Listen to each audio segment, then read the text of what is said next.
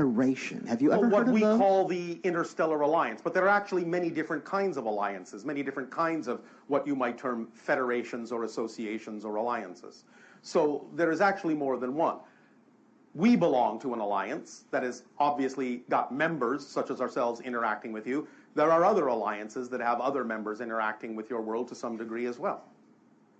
Well, I'm thinking that I'm getting the impression that we have in your group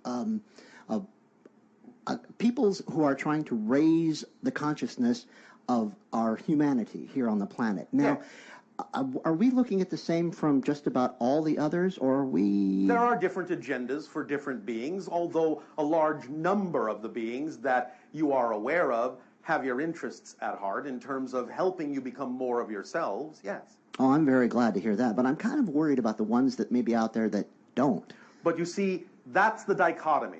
Because if you spend time focused on the idea of the negative intentions, you actually lock yourself into the frequency where you make it more probable that that's what you will experience. This is why we share with you the ideas. It doesn't really matter what anyone else's intention is. The meaning and the vibration you give to life will determine what you manifest and what you align yourself with, and thus what you experience. So the idea is it's all well and good to be aware that there might be negatively intentioned individuals, but if you start being afraid of it, you actually lock yourself into the same vibration in which they operate, and that makes it more likely you will experience them instead of someone who has your best interests. Well, thank you. Can you tell us a little bit more about the, how many members are in the Galactic Alliance? Ours? Yeah. How many members as in how many civilizations? Yes. 452 at present. 452. And we're going to be the next inclusion into that? No. One of the next ones coming up? One of the next ones, yes. Okay. There will be many more between now and the time you become an actual member. Ah, I see. And are most of those societies like ours or like yours? Are they like, can you describe them? We have described some of them from time to time. What would you like us to describe about them? I don't know, their physical forms, their likes and dislikes. All right. Or maybe, actually, here's one question. What brings them all together? What is the common goal?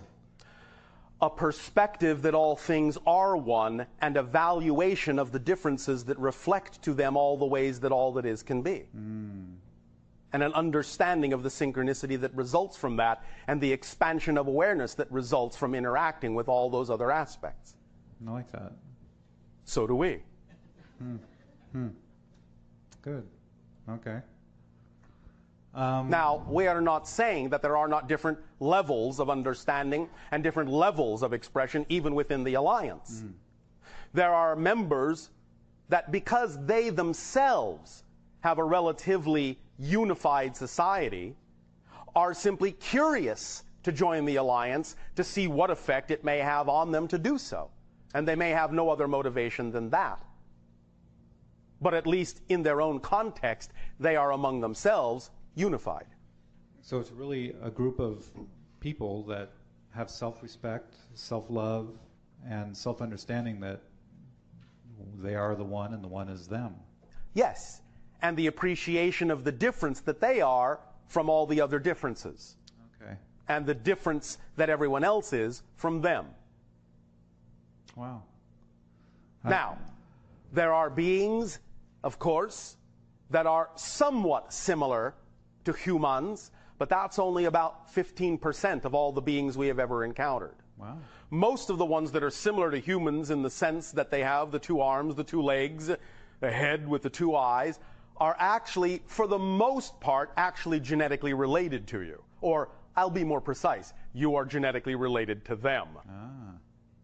Thereafter that 15%, most of the ones are not in any way, shape, or form what you would recognize as human. Are they still corporeal? Most of them. There are a few in the Alliance who have the ability not to be. As your society is getting into, right? Yes. I see. But most of them have at least what you would recognize as the ability to project a corporeal aspect of some sort that most members can relate to. But for some, that's just a projection of convenience. We have said many times, there have been many demonstrations given over the military bases, on your planet that harbor nuclear missiles, where our crafts have, by hovering over and extending their electromagnetic beams, shut down the launch codes, erased the launch codes, scrambled the launch codes to demonstrate that while it might still be possible for there to be a limited nuclear strike, a small one somewhere on your world, the idea of global thermonuclear war would rip through the fabric of dimensions to other realities, and this you are not allowed to do. So this will be prevented on a larger scale, even though smaller scales that will not have that effect interdimensionally can still be allowed, because you still have to make up your own minds about what you wish to experience on your world. But the larger expression of it, yes, is not allowed and will be prevented. What makes us special as human race compared to other members of Interstellar Alliance? Why did you decide to pick us specifically to be a member of the Interstellar Alliance? And at what point in our history and why was that decided? You are our ancestors. We are literally genetically connected to you. We are family. The idea of the demarcation line was when the hybridization agenda began, about 6,000 years ago in your terms of understanding. So the idea is that we are connected. We are family. That's the difference, specifically. The story involves humans and hybrids and the evolution of the human race. So are most of the beings in the Interstellar Alliance humanoid in the sense of five? No. No. The majority are not in any way, shape, or form. But there are those that are relations, that are cousins, that are similar in terms of their evolutionary path. But no, the vast majority have nothing to do with looking like a human. So it would be like octopi and other creatures that have sentient intelligence beyond ours, or... Yes, and some that you can't even imagine because there is absolutely no analogy or correlation to the beings on your planet. So how did all of these beings come together, and what would you say is the level of consciousness of the beings that are part of this alliance? Those that understand and act upon the idea of whole systems. So can you give us an example of a species we're not aware of that would look nothing like a human? Well, we've told you about several of them. We told you about the ones that exist almost like spheres that roll around on the inside of a bubble in liquid space. We've told you about that. That's nothing like a human. Yes? Yes. We will go into different varieties of extraterrestrials that are non-human at another time in another transmission. It almost seems like there's some sort of an organizing body that would then create the ability for all these different types of beings to be able to connect in. As we have told you in the formula, the natural result of following it and understanding whole systems is the organizing principle of synchronicity. Therefore, synchronicity is the organizing mechanism that brings all of these beings together. Absolutely fascinating. So our little corner of the reality where we have humanoid types that we're interacting with, essentially, as our first contact experiences. Yes. Will make it a smoother transition for many of you because it's something relatively familiar. And is that by a grand plan, or is that something that the Alliance orchestrates for that very specific reason? It is synchronicity and also amplified and magnified by the Alliance. So something happens when all these consciousnesses join together and form this alliance? Oh, yes. We'll go into that at another time as well. That's pretty exciting. Okay, so as you move more deeply into the idea of membership in the Alliance, there will be many things to explain and describe to you that will go beyond what you typically think of as interactions with extraterrestrial beings. We will give you a fuller picture of what it means to be a member of the Alliance. This will happen sometime in the window of open contact, which begins next year of your time in 2023. Also, you use the expression, the association of worlds. Is this association of worlds identical to what you now call the Interstellar Alliance? Yes. There have been many interpretations for the images and energies and information that we send through the channel, different ways of interpreting it according to the vocabulary that may have existed within the channel at the time. As things get refined, as there is more familiarity between the channel and our energy, then there can be a different selection of words that might be more representative of the true spirit of this confederation, as you might refer to it. So the idea of the association of worlds is not inaccurate, but the term Interstellar Alliance, in that sense, seems more precise to focus on the idea of the alliance energy that we share between all the different civilizations, as opposed to simply something that may be considered a loose association. So over time, there may be slightly different interpretations, slightly different vocabulary that may be emphasized to express more precision about the concept. But Interstellar Alliance will do and is representative of the connections that all the civilizations have agreed to have. And the concept of crime amongst members of the Interstellar Alliance? Not amongst members of the Interstellar Alliance, no. There are other civilizations that have some similar patterns that you experience on Earth, that may experience such things in their own way, but it doesn't usually stretch out among the stars, because it takes a certain state of being to become intergalactically mature enough to actually join an alliance like ours. So it becomes senseless at a certain point when you realize the magnitude of even your own single universe and the plenty that exists within it that you can access for all. So remember that the idea of those struggles and battles and wars and crimes usually stem from a sense of lack.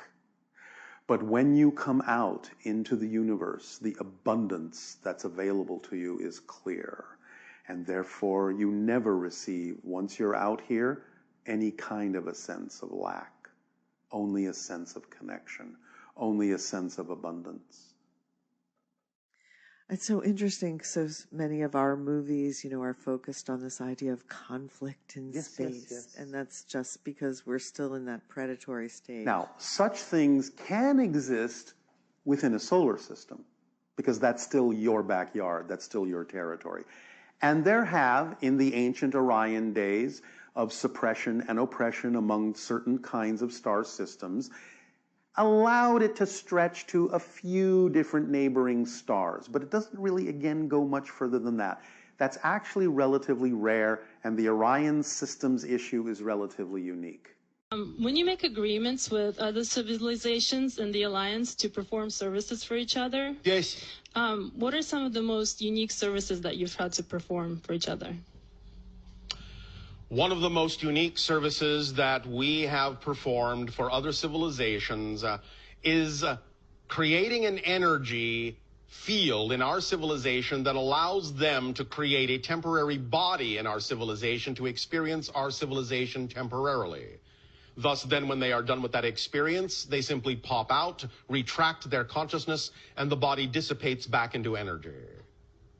Thus, then, they do not have to have what you call a full incarnation. They can have a true physical temporary surrogate experience in one of our forms to experience the sensations of our reality without that full incarnational cycle. Also, when you help bring other civilizations into the Alliance besides us, what are some of the contact methods that you use with them? Because I imagine that their situation is probably very different than ours. Oh, yes, of course. There are many different contact methods per se.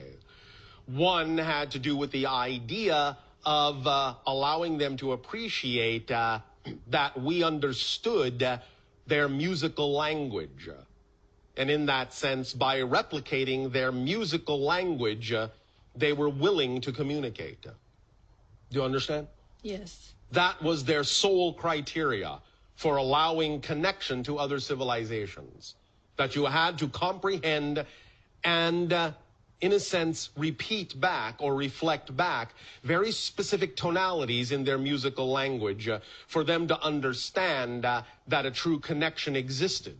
Without that tonal reflection, they have a belief system that says that connection is not appropriate at that timing. Kind of like with us, we have to see you first before we believe that you're there. Well, not exactly in that expression.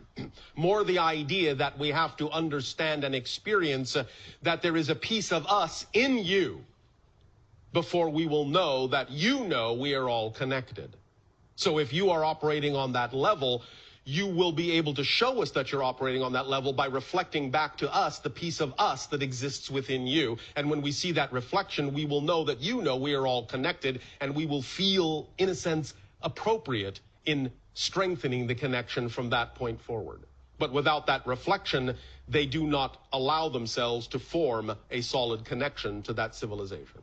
Okay, and for those civilizations that you've already brought over, Yes. what was their initial reaction to the first physical contact with you? Well, certainly they don't have all the same reaction. You understand? Right. It depends not only on a civilization by civilization basis, it often sometimes depends on the individuals that are first contacted and how they relate to their civilization. But generally speaking, open contact does not really occur until there is at least some measure of coherency and cohesiveness in that civilization. Thus then, even though there are a variety of ways that individual civilizations may respond to first contact, we only make that contact when we now know that the response will generally be positive and beneficial for the entire civilization. Nevertheless, one example of open contact was all individuals in that civilization all at once lying down on the ground facing skyward. This was their way of acting as intermediaries between their planet and the sky. It was their symbol for connecting what you would call heaven and earth. So when we appeared and they recognized that the timing had come for them to connect to beings from the stars, they all lay down on their backs and looked up at the sky as an expression of gratitude and thanks and readiness for acting as intermediaries between their world and the stars.